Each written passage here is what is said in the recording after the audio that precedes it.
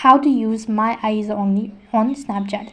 Hi everyone, welcome back to our channel. In this video, I'll be showing you how you can use my eyes only on Snapchat. So in order to use or set up my eyes only on Snapchat, first of all, you have to update your application and then log into your Snapchat account. Once you're logged in, that's going to take you to the home page, and right on this page, tap on the icon located in the bottom left hand side corner, and after that it's going to take you to this page where you can see all of these. Now swipe towards your left hand side, and here you can see my eyes only. In my case, I've already enabled my eyes only, but in order to enable it, all you have to do is just tap on it and tap on quick setup.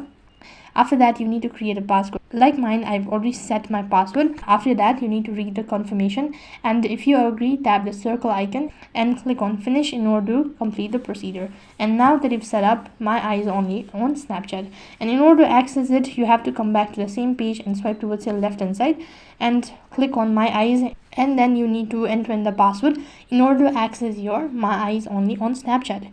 So that's basically how it works. That is all for this video. I hope the video was helpful. Make sure to like, share and subscribe to our channel. Thank you for watching. See you in the next video.